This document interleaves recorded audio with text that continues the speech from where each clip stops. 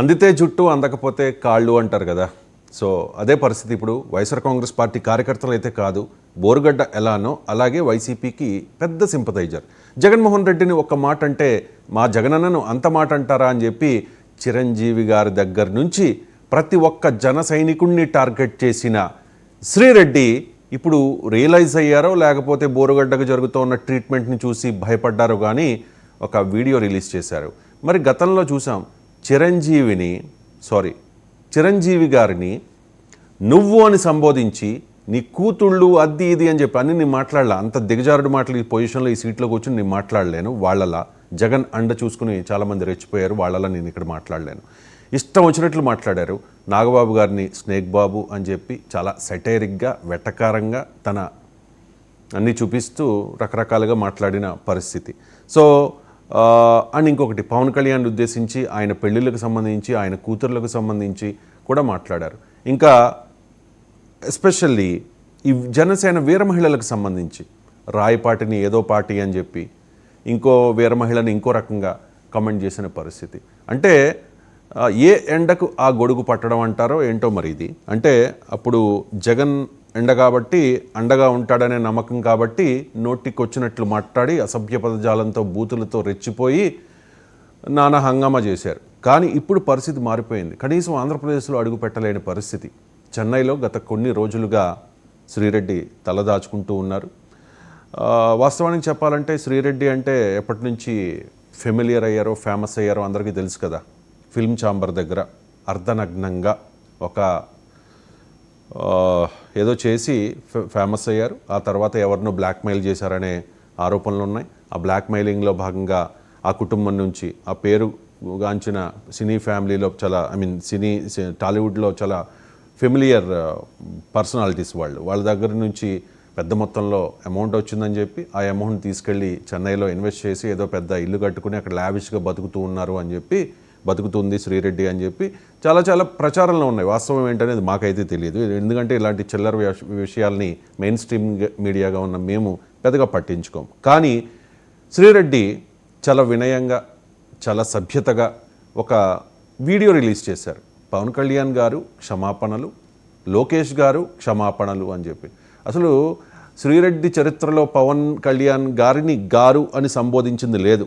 లోకేష్ గారిని పప్పు అన్నారు తప్ప లోకేష్ గారు అని సంబోధించింది లేదు. భువనేశ్వర్ గారి గురించి కూడా తప్పుగా మాట్లాడారు. ఇప్పుడు ఆవిడకి కూడా క్షమాపణలు చెప్తున్న పరిస్థితి. ఒకసారి శ్రీరెడ్డి భయంతోనో లేక రియలైజేషన్తోనో విడుదల చేసిన ఆ వీడియో ప్లే చేయండి.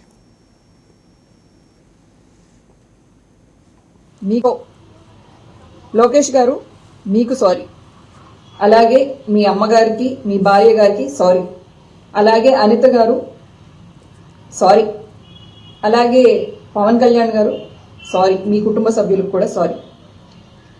నా కుటుంబాన్ని దృష్టిలో పెట్టుకుని అలాగే నాకు భవిష్యత్ ఏమీ లేదనుకోండి, నేనేం పెళ్లి పెటాకులు ఇవన్నీ అని అనుకోవట్లేదు. నా వలన నా ఫ్యామిలీకి ఇబ్బంది రాకూడదని చెప్పేసి, అలాగే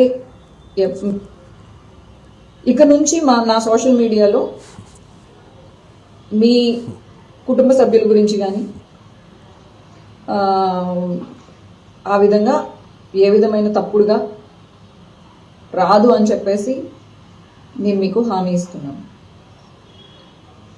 ఈ యుద్ధాన్ని కార్యకర్తలకి మీకు కాకుండా లీడర్స్కి మధ్యలో జరగాలని నేను ఒక సలహా ఇస్తూ, కార్యకర్తల్ని ప్లీజ్ దయచేసి వదిలిపెట్టండి. నేను విజ్ఞప్తి చేస్తూ విన్నవించుకుంటూ బెండ్ అయ్యి అడుగుతున్నాను, మా కార్యకర్తల్ని వదిలిపెట్టండి అని చెప్పి, ఇంక్లూడింగ్ మీ, నన్ను కూడా క్షమించండి. Thank you. అబ్బాబ్బా, ఏమి సభ్యత, ఏమి వినయం, ఏమి గౌరవం. ఒక్కసారిగా డిప్యూటీ సీఎం గారి మీద, లోకేష్ గారి మీద, భువనేశ్వర్ గారి మీద, హోంమంత్రి అనిత గారి మీద ఎంత ప్రేమ వచ్చేసింది, ఎంత వినయం వచ్చేసింది. చూశారు కదా, చాలా వినయంగా అపీల్ చేస్తూ ఉన్నారు. లీడర్స్ చూసుకోండి, మధ్యలో మమ్మల్ని ఎందుకు ఇన్వాల్వ్ చేస్తారు అని చెప్పి. మరి లీడర్స్ చూసుకునేటప్పుడు, జగన్ పవన్ చూసుకునేటప్పుడు మధ్యలో నీకెందుకు నేను అనకూడదు అది అని అడుగుతూ ఉన్నారు చాలామంది జన సైనికులు. సో మనతో జాయిన్ అయ్యారు భారతీయ జనతా పార్టీ నుంచి కాళ్లపాలెం బుజ్జి గారు, అలాగే జనసేన పార్టీ వీర మహిళ శివపార్వతి గారు. నమస్కారం శివపార్వతి గారు, కాళ్లపాలెం బుజ్జి గారు. అసలు అంటే ఒక్కొక్కరికి ఒక్కొక్క తత్వం ఉంటుంది కదా, ఆ తత్వానికి భిన్నంగా మాట్లాడితే కొంచెం చూడడానికి కామెడీగా అనిపిస్తూ ఉంటుంది.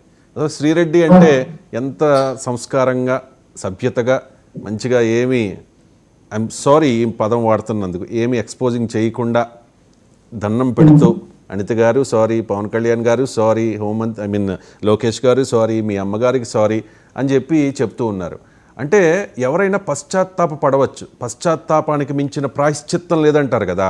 ఇది పశ్చాత్తాపం అయితే పర్వాలేదు కానీ, లేకపోతే ఏదో నక్క వినయమో, లేకపోతే ఇప్పుడు ఈ గవర్నమెంట్ ఉంది కదా, ఈ 4 ఏళ్ళు కామ్గా ఉందాం, తర్వాత మా జగనన్న వచ్చేస్తాడు అప్పుడు తొడగొట్టి రెచ్చిపోదాం గతంలోలా అనుకుంటూ ఉన్నారా, లేకపోతే భయమా? ఒకవైపు బోరుగడ్డకి ట్రీట్మెంట్ కర్నూలు తీసుకెళ్ళారు కదా ఈరోజు ర్యాంపు